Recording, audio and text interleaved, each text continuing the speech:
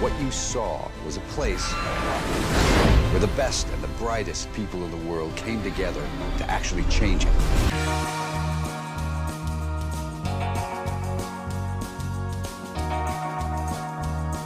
Hey everybody, and welcome to the Underrated Podcast. This is a podcast where we discuss films that are underrated, underappreciated, or ones that have just slipped under the radar and passed most people by. This show is a collaboration of friends, and together we are the Undercast Company. In this episode, we're going to be talking about a movie called Tomorrowland. This is a movie about a girl, Casey, who stumbles, or more so is chosen, to see a futuristic alternative world where once everything technologically possible was a reality. This Tomorrowland encapsulates the vision that Walt Disney and his original Imagineers had imagined for a great, big, beautiful tomorrow. Along the way, she meets a now disgruntled once upon a time dreamer that has been thrown out of this promising world after creating the machine that predicted impending dread and has passed with an android named Athena that has recruited Casey. And together they chose to stop a future that does not happen and was actually put in motion by people who want control over their well-being of their fellow humans fellow humans. So that's something that might sound familiar in today's society. But this movie was directed by Brad Bird of incredible fame, and he also wrote the screenplay alongside David Lindeloff of Lost fame. Damon Lindeloff of Lost fame and a couple of other geeky things as well. My favorite guy. And Jeff Jensen. And Jeff Jensen. And the story's message has only increased in relevance. That while the world has many ways of presenting us with negative things, especially in mainstream news broadcasts, it has equal amounts of great things that we only need to see to remind us of the things we should truly be fighting for, and that the bright future that Disney envisioned is still possible to have. So I wanted to just get that whole thing out there because I took a lot of time, as you can tell by my speech right there. This is my choice of Big Swing, which is this month's theme. We're doing a theme month this year, and big swings are essentially movies that fit a criteria that is a new world building. So it has to be an original kind of movie concept.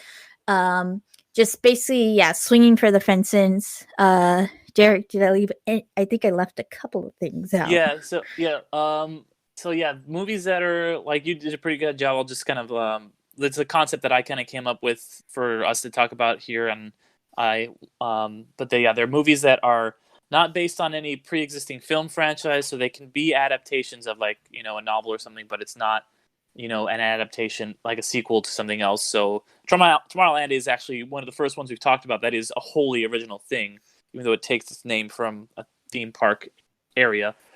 They have to be really expensive, so in the 9 figures, so over $100 million.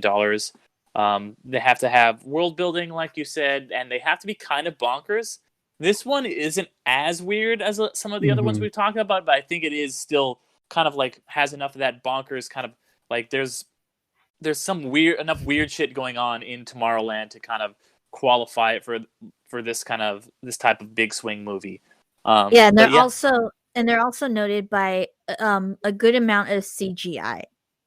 Also is a good telling point of the movie being a big swing. But anyway, so I chose this movie. Before I get too far ahead of myself, like I always do, let me introduce you to my podcasters here in this episode. We have my brother. Hi. We have Alan Torres. Hey, what's up, guys? And we got Derek McDuff. Hey, good to be here. So, what do you guys think about it? Let's get this thing started. Do you want me to go first? I can go. Yeah, go ahead. Well, I'm not gonna lie. I think all these big swings, I'm just loving them.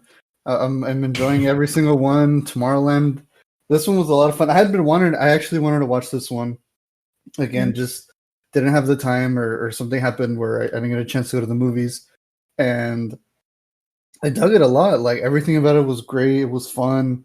It definitely had that cool Disney feel to it, where it wasn't so. I don't know. It has that like magic to it that I really liked. I really like the story. I like the whole like that Tomorrowland's this whole kind of own dimension for all these people who are creative or smart or artistic and everything to come together and build like kind of a perfect future world. So like that whole world building stuff was like awesome. I loved it. I'm kind of glad that I figured out what the little pin was, because I was every time I saw the trailers, I was like, how does that work? So if she falls down like stairs, does she fall down in Tomorrowland? And then finally they explained, oh, it's like a commercial for Tomorrowland, and I was like, okay, cool. I was like really worried about the logic, but yeah, made sense. The acting was great. I think there is a little bit of bonkersness in the fight scene in the sci-fi store with Keegan-Michael Key. Like that scene completely came out of nowhere, but it was welcome though. It was pretty dope. Me and my girl were watching and we were like seeing this little android kick ass. We're like, hell yeah, all right, I'm in it. Like I'm invested for sure. I just want to see this little girl beat the shit out of people. Yeah, and other robots. But yeah, I really enjoyed the story. The only thing I was kind of like a little underwhelmed with was like kind of the climax, like the finale. It kind of felt very just like, I don't know, because they were kind of really building up. They're like, we're going to go back to Tomorrowland. We're going to fix it. We're going to do all this. And I was expecting this really, really big climax, and it was like, it was good. It wasn't bad. I was just kind of like, oh, all right, well, because it kept hyping it up the whole time. But I mean, the opening scene of like her going into Tomorrowland, and you could see Space Mountain in the background was really cool. But yeah, overall, like I enjoyed it. Like I said, my only really complaint, small little nitpick, was I felt the climax was a little underwhelming. But other than that, it also didn't feel like it was trying to reach for a sequel. Like it kind of felt like it was just its own thing. It could have been its own thing. Like, they're sending out all the little androids or whatever out to go recruit people. And I was like, yo, that's cool. Like it left it at a perfect ending where it could either be continued on or just you're left off and you kind of go, yeah, I know what to expect. And there's a happily ever after, I guess. But yeah, man, I dug it. I dug it a lot. It was fun. Yeah, I really, really enjoyed it too. I thought I love movies that are just kind of like set in pessimistic worlds that people are still optimistic in them. Like, so the movies themselves don't feel necessarily very saccharine, but it feels like the people in it still believe, like have all this hope and stuff like that. And I really like that, the kind of the doomsday thing is kind of a self-fulfilling prophecy. Like it's, the world is going to end because people are telling us that the world is going to end. So it just kind of creates itself on a feedback loop. And I really liked that it's just kind of like the ending is just kind of like about optimism and stuff like that. And I got really emotional, at the end when, what's her name? The robot girl. Athena, thank you. Sacrifices. She was great, by the way. Like I had not really seen her. All the actors in like, Casey's great in this, obviously. George Clooney kills it. Hugh Laurie is a really good bad guy, I think. And it's good to hear him do his British accent because I don't think he does a very good American accent. So it's good when he is actually doing his real accent. I mean, a House. Yes. Is that good at House?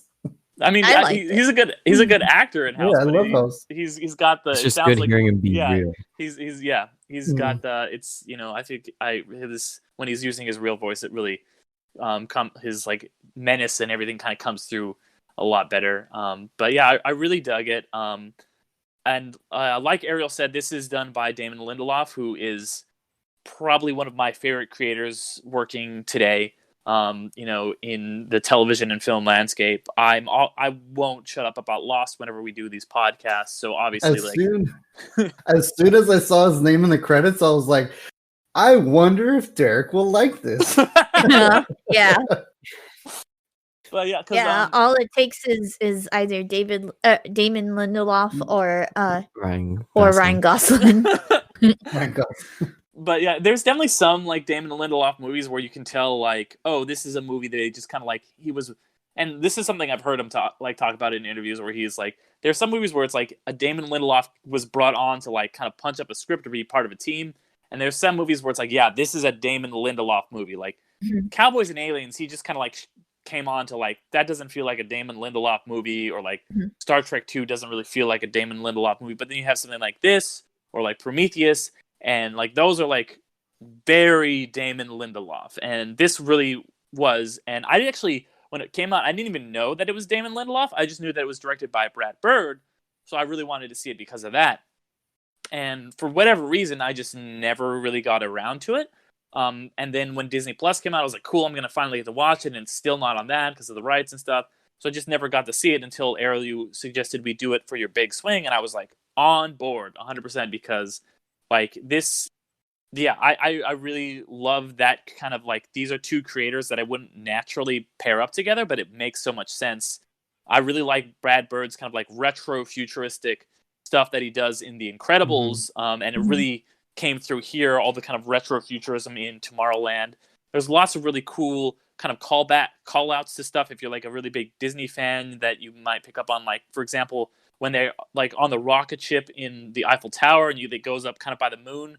It's kind of a reference to the original French Space Mountain, which was based on the Jules Verne From Earth to the Moon, and like it's kind of like based on French Space Mountain because it's in France. It's also actually a bit more based on the original one of the original Tomorrowland tentpole rides of Journey to the Moon, or then later on Journey to Mars, which is essentially just like you're riding in a giant rocket and there's a big screen in the middle. So it's kind of like a twist on both those ideas, a little bit more of the Journey to the Moon. And essentially, yeah, there's like so many. I could go into it. But that's why they have like Jules Verne is like on that council or whatever. They're like with him and Eiffel and Edison and Tesla. So that's why it is kind of, a reference to a lot of Disney rides, but specifically, I think it was definitely trying to call out because it's part of the French Tomorrowland, which is actually called Discoveryland, and it's really a lot cooler than our Tomorrowland or like Florida's Tomorrowland or anything. But yeah, I loved all the just kind of like the little things in it, the world building, and it's like, yeah, it is this kind of like secondary, interesting world where it is really hopeful. I liked kind of the interesting, unique dynamic that like George Clooney had with Athena, where it's like, he's kind of like been jaded, and then it's like this person from his past comes back, and he's just like, she like betrayed me, and like, like when I was a kid, I had all these feelings for her, and like she tricked me, but he's starting to kind of see that optimism again, and when she sacrifices herself for him at the end, like it really got to me. Overall, though, yeah, just really great movie. Something else really cool that is just kind of random that I want to point out. I mentioned, at the beginning, like I wanted to make a point of noting that Jeff Jensen worked on this movie because Jeff Jensen actually has a really interesting, cool relationship with Damon Lindelof, because he was like the guy who was like the main Lost guy. Like every week when Lost would come out, he was a columnist for Entertainment Weekly, and he would write these like really in-depth reviews and theories and stuff. And like, over the years of him doing that, him and Damon Lindelof kind of like had a really interesting back and forth. And because of that, he got brought on to do this and work with Brad Bird and Lindelof. And then, he would eventually go on to co-create Watchmen with Lindelof. Like he was one of the main guys who did Damon Lindelof's Watchmen miniseries, which is also fucking great. And, everybody should check that out. Oh, hell yeah.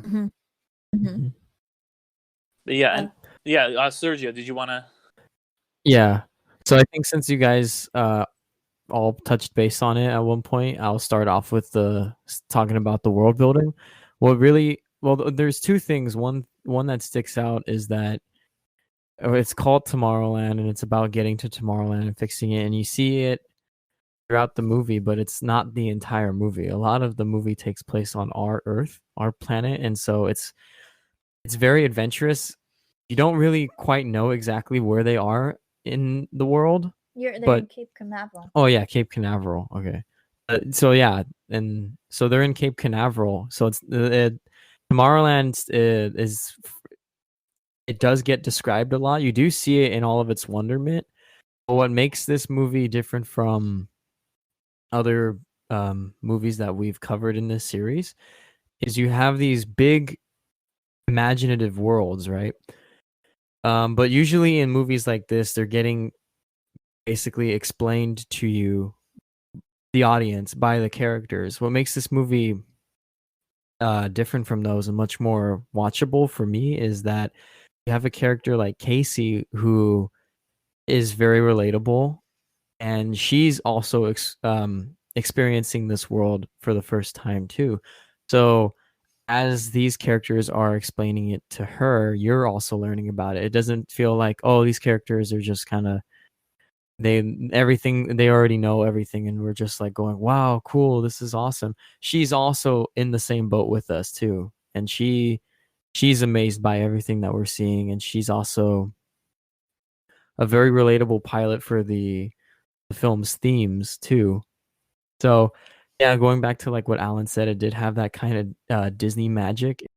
It deals with a lot of optimism and pessimism and hope, very, keep moving forward, Meetings type beat.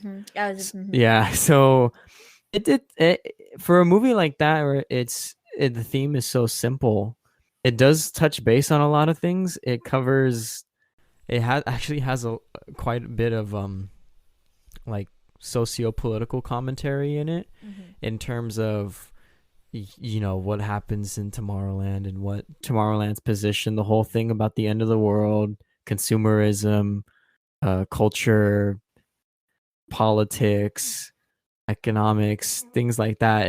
It comments on all of that, surprisingly. Just like, oh, I was not expecting this from a movie like this. And it's got George Clooney in it, and he fights House in the end. And House, yeah, it's a lot of it is in that final speech that House, House, exactly, that he gives at the end, and it's like it does give some perspective to what he's doing and what he believes in, where it's the whole thing of we have to keep this closed from the general public, really, like from normal people essentially, because they'll destroy it, and things like that. It's commentary, and it does it really well. So it's things like that, I think, that make this movie different. It actually, despite the giganticness of the world that it's presenting to you, it also has a dilemma, and it has commentary, and it has has really good characters. I love the relationship between Frank, Athena, and Casey.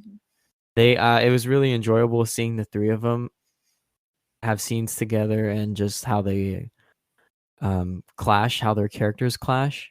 And it was, of course, just really cool seeing things very creative, sort of. For example, the the setup for Tomorrowland, the history, the background. It does get into the lore a little bit of the original four. Jules Verne, it does pay a lot of homage to Jules Verne, especially with the scene with the Eiffel Tower. That part was really cool. So this movie does have a lot of imagination in it, despite the fact that its presentation is a little bit on the smaller scale at times, except for the parts where it really wants to show you. I think that's another thing too, is it knows how to show restraint a little bit, because it's not constantly bombarding you with the bigness of the world. It shows restraint, and that's the way it wants it to. That's how they want to present the world to you, because that's how the world in the film presents itself to someone like Casey. It's supposed to be like this giant flash but it's just a preview. So it's really supposed to be a preview of what is to come, and that's what I really like about it. It shows restraint, and it knows what to show and what not to show. So yeah, I like how this movie while it does have the pieces of a standard big giant world movie, it has those little things where it's like, yeah, there's some talent behind this. There's some talented screenwriters and directors that know what they're doing, and they know what to do and what not to do, what to show and what not to show, that make this movie very, very watchable compared to others that we're going to be doing. Yeah. Stay tuned. No yeah. spoilers I- for I- next I week. totally- I totally agree with the restraint. I think I liked that aspect of it because I mean, all the other ones we've seen, they're big CGI fuckfest kind of thing. Well, this one kind of like took its time. It reminded me a lot of this novel called Nosferatu, that's by Joe Hill, and that book is like huge. It's like a 800, almost 900 page book, and like it keeps talking about this whole place called Christmas Land, and like it kind of just keeps talking about it, and it sets it up, and it gives you a little bit of world building, and then finally around the end of the end of the book, you kind of get to this big climax where you finally get to see Christmas Land, and with this, it felt like that, where there was that restraint of like, hey, you know, we get you're here to see Tomorrowland, but hey, let's tease you a little bit. Let's talk about like the commentary too. That was like the social commentary. I was blown away by, because I was like, wow, this is a Disney movie. I wouldn't expect that. I kind of expected to be more like Pirates or something, where it gets straight into the action, and it's like, Yeah. hey, CGI fuckfest and everything. But no, dude, I agree with that. That was pretty dope. I like that. Yeah, and I think that's why it honestly might not have, because it lost a lot of money at the box office. It was pretty down the middle with critics. Like, it has a 50% on Rotten Tomatoes, and I think that what you guys are describing is probably why, because it does on the surface look like, you know, this kind of like big, like crazy, like over the top movie, but then it is like a lot more thoughtful than it would seem when it like has one scene where it's like, you know, Keegan-Michael Key is like a robot and going crazy, but then it also is like, yeah, this is kind of like all this stuff like about like, you know, about the rich getting richer and like trying to keep the, you know, everyone else down and keeping all the technology to themselves and like all the kind of advancements and not for the common people. So it does have a really interesting mix of that kind of stuff, and I think maybe audiences and critics weren't sure how to take it or how to view it, and I think that's why it kind of got the unfortunate reception that it did when it deserved a lot better. 50%, dude. I am shocked by that. Yeah. That's a good like 75-80%. Yeah, Like, I you know. I loved it. Yeah. So let me get started.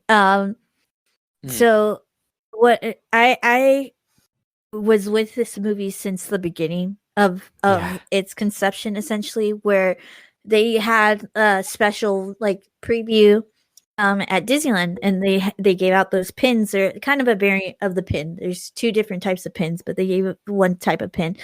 And yeah, I was in love with it since that beginning. I think it was the scene. Dang, I can't remember. I think it was when Frank's house gets, you know, attacked. That was the scene that they kind of previewed.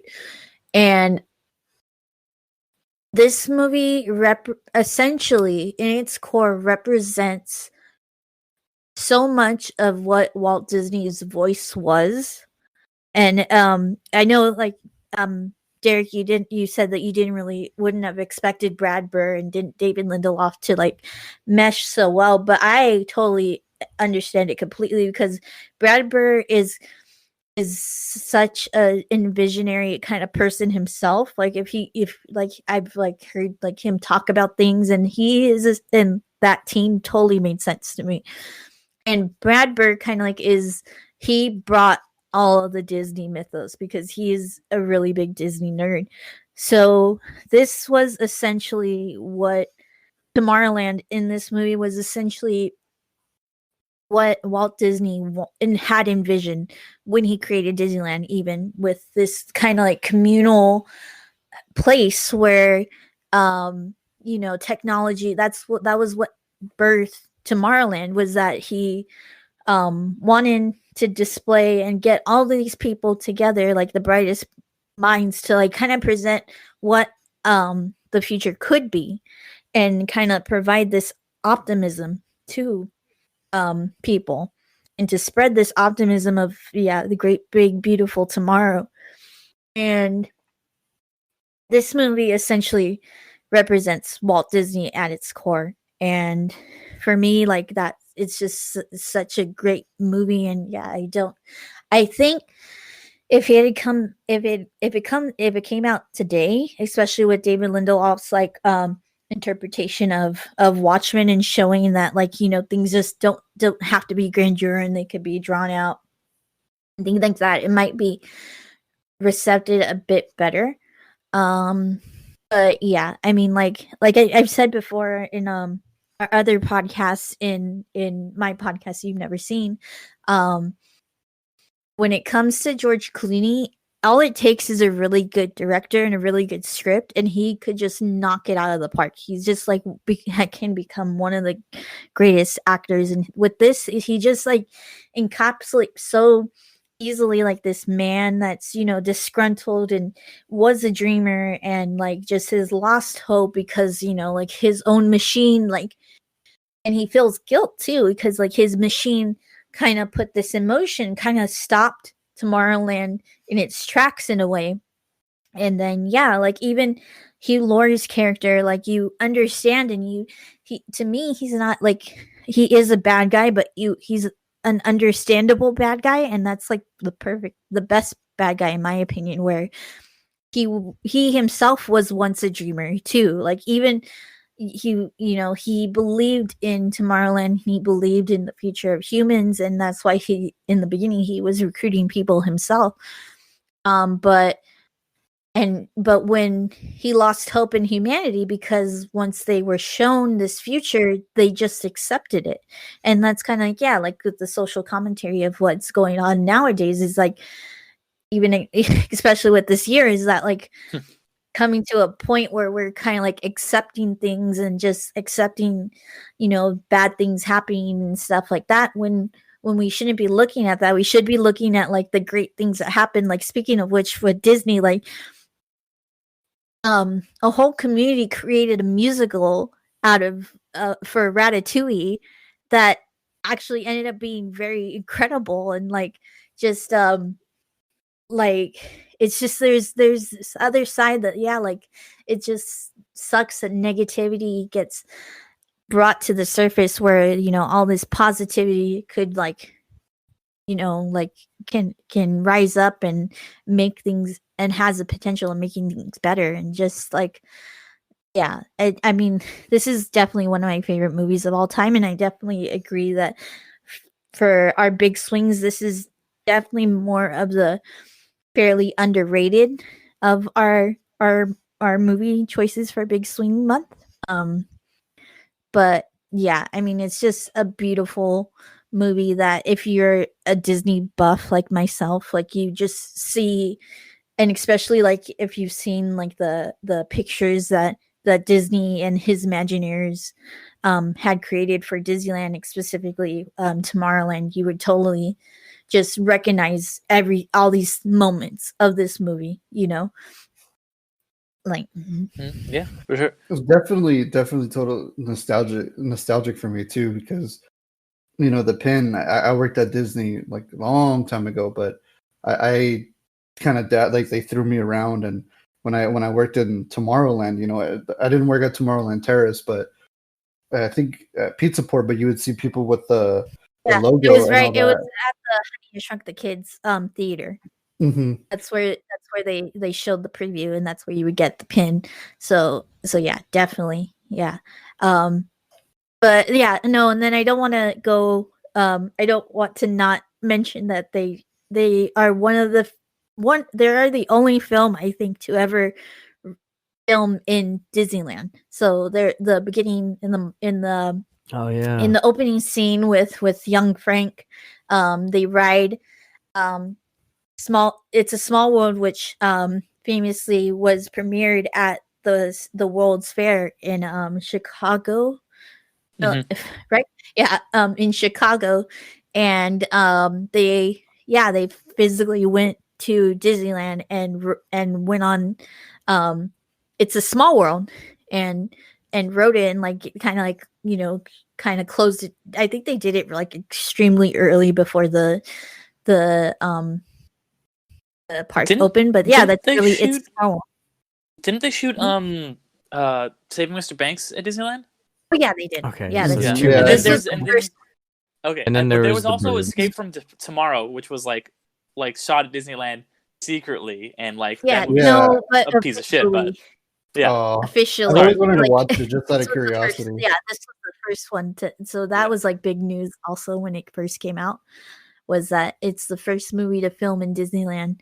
But yeah, Yeah. I mean, it's just if you are a Disney fan of, you know, this is like definitely a movie for you. What were you saying though, Alan, about like you when you were working there? Oh yeah, like it just made me feel nostalgic because like sometimes I'd work at Tomorrowland and you know everyone's wearing the costumes and you know I go to costuming and you see all the different costumes of all the different lands and everything. And I had worked at Pizza Port a couple times, but it was right nearby Tomorrowland Terrace. You would see that big T logo and stuff. And like when I was watching the movie, I was like, hey, like that's so cool. Like I don't know, it just felt like I was like, hey, like I feel a part of it somehow because I'd worked there. And like honestly, like when you work there, there are people like who love Disney that much that work there that like the Imagineers, they just go far and beyond where they're like, I wanna make people feel this happiness here at Disney. Like it's pretty cool. And it, like even working there, like, but I mean, people have their own gripes with working there, but being backstage and seeing all the stuff, like all that magic kind of happen, it's pretty cool. And like I like what they kind of did with this movie. They were trying to like give that magic as well. Like, hey, like check this out. Like you've been to Tomorrowland, you know, you've gone to Disneyland or Walt Disney World or whatever. So it was just cool. Like it was just cool to see. Yeah, and I mean, like I said, like this encapsulates the mythos that Walt Disney tried to bring with his movies and with his company. Essentially, is that he wanted to, like Alan said, he wanted to create the magic for people. He wanted to inspire people and you know bring forth in Tomorrowland like the genius that human beings are capable of. Yeah. But definitely like and Casey kind of like embodies that too in a way where she's incredibly smart, but she is always open to learning more, and but not in like a way that's like demeaning of the person teaching her. She, or like if like when she was being presented all these things, like she was just absorbing it instead of just like questioning it, like like some scientists do or tend to do. Yeah, she wanted to get knowledge, not to prove herself right, but to like for the actual like wanting to learn more. She was very much she was very optimistic and like she didn't want her like Cape Canaveral to close down. Like she was kept delaying it and stuff like that. And you can really see the passion that Brad Bird and Damon Lindelof had when they were making this for the movie itself and for all the stuff that they were paying homage to. And that's the thing. One of the main things I love about these big swing movies is that they are such works of passion that they're not like cheap cash grabs by people. Like the people making them, they really do like care about it, and they have this like when they get these huge budgets to like tell this grand scale movie, it's amazing to just kind of see these people's just like passions come up. And you do often see like creators will make something, they'll get their big break, and a lot of these big swings are these filmmakers make something and then they kind of get a blank check to just be like, all right, just go hog wild, make whatever the fuck you want. Because Brad Bird, he makes The Incredibles, then he makes Mission Impossible Ghost Protocol, and he's like hot shit at this point. So he's like, okay, cool, I want to make this weird sci-fi movie when I'll get Damon Lindelof to write it. And they're like, all right, here's a like blank check. Like like this is a really good podcast called Blank Check that Griffin Newman does, where he kind of talks about a lot of these movies. And I'll mention some other movies that I feel like are similar, like keeping with Pixar, after Andrew Stanton made Finding Nemo and Wall-E. They were like, okay, his blank check or his big swing movie was oh my gosh, why am I spacing on it? Andrew Stanton, John Carter. And then you have some like Ava DuVernay. She was the first black woman to ever have her movie nominated for Best Picture with Selma, and then she gets A Wrinkle in Time. Or the Wachowskis. They are like the masters of this. After they made their Matrix trilogy, all of their movies have been big swings. You've got Speed Racer, you've got Jupiter Ascending, you've got Cloud Atlas. All three of those movies are big swings. So it's and it's a shame that big swings tend to lose money at the box office. I forgot that we were kind of talking about how none of them get sequels last time. The only one I think that's ever gotten a sequel would probably have been Pacific Rim. But it is just really nice to see, like, yeah, you've got this money, you have this huge blank check to just kind of make whatever interesting, big, weird stuff and then you could just, their heart's all in it. Just the passion just really comes through with these movies, and Tomorrowland is a prime example of that. Yeah, and it's unfortunately like go ahead. It also falls victim to like what we've mentioned before with live action Disney movies like Pete's Dragon, and then oh my gosh, I'm blanking on other we've discussed other Disney live action movies, but it's kind of like sucks, and I'm hoping that it's going to change, especially with Disney Plus like material coming out, that usually Disney's live action movies don't tend to fare as well as their animated movies, and it kind of like falls into that mentality of like, oh well, they're an animation studio, but when like actually like there's like a bunch of Disney live action movies that are incredible and have incredible writing, that are like with Brad Bird is essentially the same writers as your favorite animated movie. So, this movie is going to be great too. And like, people, I'm hoping that the general public will take that leap and like become more accepting of Disney live action movies than like pushing them to the wayside. Oh, I completely agree. I mean, I was just going to mention Tron Legacy. I mean, exactly. Technically it's a sequel, but and it's still a big swing, but I'm not going to say that movie has like exquisite writing, but that movie is stunning. Like that movie, you can tell at least they try to give as much love as they could to the visuals. Both of them have like incredible world building, Oh yeah, like definitely. And then there's Daft Punk and Tron Legacy. Like they went out of their way. They're like, we want this to feel like, even Daft Punk themselves are like, one of our favorite films is Tron, and they're like, hell yeah, we want to jump in and do the music for the sequel. And like that one, I mean, obviously doesn't fit the criteria because it's technically a sequel to the original. But like that movie, like I kind of even felt with Flynn's son in Tron Legacy, I felt like his characterization was kind of similar to Casey in this one. Like in the beginning, they're both trying to like destroy stop something from like changing, and like kind of like they're like, no, like this is what we're trying to do and everything, like stop this. But yeah, it's like that movie. Anarchy, yeah. But again, like the characters still try to learn more, like Flynn's son is like as smart as he is, and like he figures out how to go to the grid and etc. etc. But I mean, yeah, like that's one movie definitely where I felt like they put in a lot of heart and effort for fans to come watch, and I think it did fairly okay. It did all right, yeah.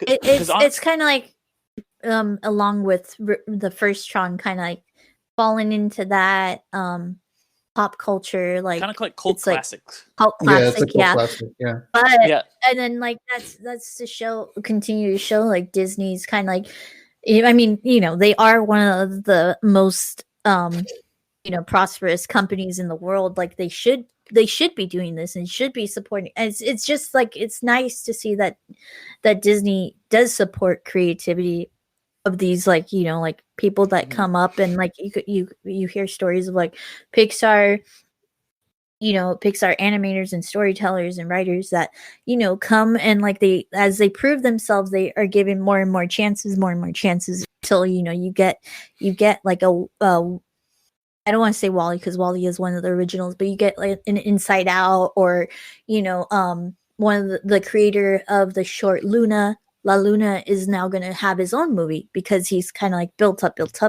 and it's like, yeah, it's very like, it's a nice thing to see that Disney is feeds that kind of creativity and stuff. Yeah, and I was just gonna say on like the Tron Legacy thing, that was one of the movies when I was like first kind of ruminating about this idea of big swings. I was going to include it, and I kind of like didn't include. I kind of had that caveat of like they can't be part of an existing franchise because of movies like Tron Legacy, because that movie did make a lot of money. And I was like, okay, like the movies like this and Pirates end up making a lot of money, probably because like Tron Legacy is a sequel to a cult classic, but it does, all the same kind of things that a movie like this does, but it does have that advantage of being like people grew up on Tron and they love Tron, like Daft Punk did. And because like interestingly, it had almost the same budget and made almost the same amount of, like, if you look at all the movies that are like big swings but are like part of a franchise, like Tron Legacy or like Pirates of the Caribbean or like Aquaman is another one. All of them, Tron Legacy made the least amount of money, and if you look at all the ones that aren't sequels that are part of a film franchise, Pacific Rim made the most money, and they're pretty comparable. So like the one that is a sequel made the least is about on par with the one that isn't a sequel that made the most. So that's why I feel like that I needed to make that kind of distinction, because yeah, Tron Legacy would be right up there with the movie like Tomorrowland, I think. Yeah. So thank you everyone for joining us on this discussion. Thank you I hope that you do go and watch Tomorrowland, or spread the word of how great Tomorrowland is, because it does need to come back and become a noticeable movie. Let's get it on Disney Plus. And yeah, it's going to be on Disney It's Plus. coming, yeah, in July? September. I think September. September. September. Yeah, it's licensing. Hopefully this is the last thing, then we'll Disney Plus will be ongoing. I still remember last year, I was like, we got Disney Plus, and obviously we watched Mandalorian and all that, and like we were watching all our favorite Disney animated films, and I was like, yo, let's watch fucking Tomorrowland. And this was like, no, I think what Disney Plus dropped like 2019, right? Yeah, 2019. Yeah. And we we're like, let's watch Tomorrowland. And I would search Tomorrowland, and it's like, it'll be available September 2021. I was like, what the fuck? That's like 5 years away. Wow. Yeah. I had the same exact thing. Like, I was just like, oh, I'm going to finally watch this movie that I've been wanting to watch. Brad Bird, Damon Lindeloff, Disney Plus, click. It's not going to be on here for 2 years. Fuck you. Great. Legit. I was like, are you fucking... I get it's Tomorrowland, bro, but not that far tomorrow. Even me, like right now, like, when I went to go and, because I did check Disney Plus first, and then it said that, I'm like, but how? Like, how is it not? Yeah. And stuff. I thought this was all settled. I thought they got everything now, but no. I know. I guess there's a few stragglers. I don't even want to ask who owns the rights currently right now, but I just remember it's Sling. Oh, my god! Fuck Sling, dude. That's like well, whenever I want to watch a movie, it's always for fucking Sling. Just for context, our next movie was on Sling as well, which is, I've never heard of Sling, but it's fucking expensive. It's like $50 a month. It's really? It's basically it's like cable. It's like you get like a bunch of regular channels. It's like cable for. Oh my it's like a cable. Okay. Yeah, it's Westerners. Because I had like the trial for like a week. Because I was like wanting to watch football, and I was like, "This is fucking stupid." I wonder if I checked. I think I did check our cable. I don't think it was available. Yeah, like I'm not gonna lie. Almost every single film that we review and watch, if I go on because Derek gave us a website called JustWatch.com, and you can put in what you want to watch, and it'll show you the streaming services where you can watch for free or watch for renting or buying or whatever. Hands fucking down, like 99% of every film we want to watch is on fucking Sling. And then finally one day I was like telling my girlfriend, I was like, okay, every film we have to watch is on Sling. I was like, let me see how much it is. I'm gonna fucking pay for it. And it's like $55 a month. And I was like, go fuck yourself, Sling. Wow. Do that. Oh gosh. But yeah. But Thank you, everybody, for joining us. We have a few other podcasts that are we have now because we're expanding. So we have my podcast called "You've Never Seen," where I tell somebody to watch a movie that they've never seen, but it's considered a movie that's considered to be a part of pop culture or cinematic history, or ones that I'm just shocked that they've never seen. So there's one that's coming out that I am just shocked that they've never seen. It's not really like a part of pop culture, but that's going to be in a few months. It comes out at the first. Which one is it? I can't remember it right now. Talk about Star Wars. The one that just came out, Train Spotting. No. Train Spotting is Star one Wars. that's part of pop culture history, but there is one that's coming up where I just wanted to. I can't remember what it is, but yeah, there's one that's coming up that I should like. Yeah, I want that person to see it. I can't remember what it is, but anyway, Derek has a somewhat similar podcast, but in the TV realm, where he introduces somebody to a TV show with a single episode of a gateway episode, so to say, and the podcast is called Gateway Episode. Yep. So for mine, look for the Screaming Woman in Green, and for Derek's, look for the White Archway. And with that, thank you everybody for listening. Thanks for being amazing. Yeah, Thank you so much, guys. Take it easy. Yeah, thanks guys, and check out. I've got a post that I wrote about big swings on Medium, so go check that out too if you guys want to hear more about this. I'll see you guys. I almost said thanks for being amazing. Shit. I'll see you in another life, to quote Damon Lindeloff. Thanks for being amazing. See you guys in another life. Bye. Bye.